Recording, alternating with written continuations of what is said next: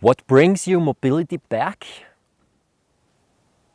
Everything that you do on a conscious level and where you're using your physical body in a creative and very diverse way. Walking through the wood instead of walking on a concrete pathway. The uneven ground will tell you already a lot more about your physical body than the plain, completely flat surface you often have in cities. Why does it tell you something? Because whenever you put your foot somewhere and it realizes that the ground is uneven, this already triggers proprioceptors in your body that normally you're not using as long as you're walking on a flat surface or walk with very hard shoes. So everything that takes you out of the ordinary into something where the situation changes constantly, that's what gets you back. Another option is to perform stretches and consciously connect with the muscle in the stretch. But here, once again, you have to be careful not to make it something that's completely included in your schedule. Like every day in the morning between 6 and 6:30, I do my stretches in exact the same order. This will do something, for sure. But it won't have that much of an effect on your mobility than it could have if you'd say, okay, 3, 4, 5 times a week, I try to fit in 10 to 20 minutes of stretching somewhere during the day, and I mix up the exercises. I don't do them every time in the same order. I don't do them every time with the same intensity. But I change, I mix things. What else can help you to get back your mobility? In general, being out in nature does. Because nature itself sends so many different impulses that are so completely different to what you can experience in the city, that it gives you a boost and it triggers all the sleeping and hidden away aspects in your coordinational ability. And this is in there. Even people who didn't have a great childhood somewhere in the outdoors, but lived a very protected life right from the beginning, always only in the city, even those people, they have the basic information they need to live in nature, or rather, to be in nature without hurting themselves. It's in there. The only thing you have to do is you have to find a way not to fight it. So whenever you go out in nature, say I walk around here on these stones, I have these trees here, I have all the mountains around me.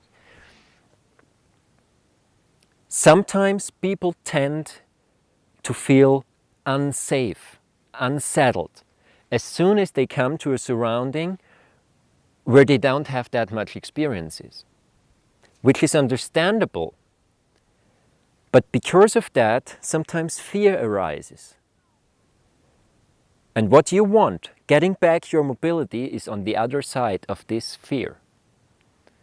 Once you let go of this fear, you realize that everything that you fought created an instability, created an insecurity, was actually something where you got transformed.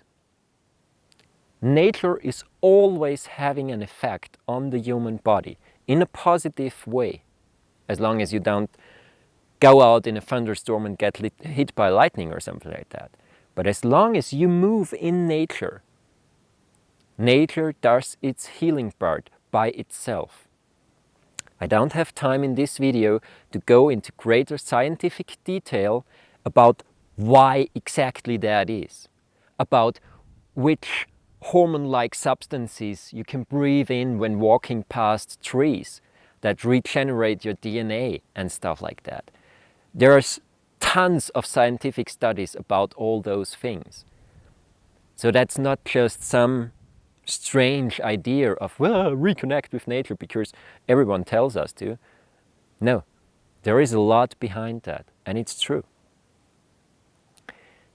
Another aspect that can help you regain your mobility is actual physical training. Physical training, may it be coordinative training or actual physical training in terms of power training. But don't go to the gym, don't do your weights, or even worse, don't do your machines, because they don't give you any diversity. They give you 50 laps in a row, every time the same movement. What you need is creative power training. Power training that's so natural that you can almost do it all the day. There's a lot of possibilities for that. I might do some videos in the future about that exactly. But again, just in general, if you do, say, your push-ups, okay, you can do your push-ups, you can do them somewhere back home, or you can go out to nature and do your push-ups and say, okay, let's do my push-ups out here. And suddenly, when you get back up, something like that happens that I just had. I walked into this hole here. Is that a problem? No, not really. It's some diversity. Do I have an even ground here? No, I don't have an even ground here. When I go down here, one hand is deeper, the other is more up. The shape of the palms is different. This changes the muscular structure in your forearms completely. You might have your bum higher up or deeper down or one leg pulled in. All this, all those things give you diversity. And that's what reactivates all the proprioceptors in your body that you need in order to regain your flexibility and your mobility. There's one last thing just to be mentioned. If, for whatever reasons, injuries, major emotional or mental trauma, there is a lot of stuck in your system, a lot of tension in your myofascial system and your connective tissue, then it might be necessary, additional to what I've told you just now, to get to a professional and have him or her loosen up that connective tissue, and then again get back out in nature and work your way back to that specific point where you can actually use all those things. That's how you regain your mobility, how you come back to a thriving life where emotions, mental and physical body are balanced. And you can actually use the whole potential that is yours for the taking anyway.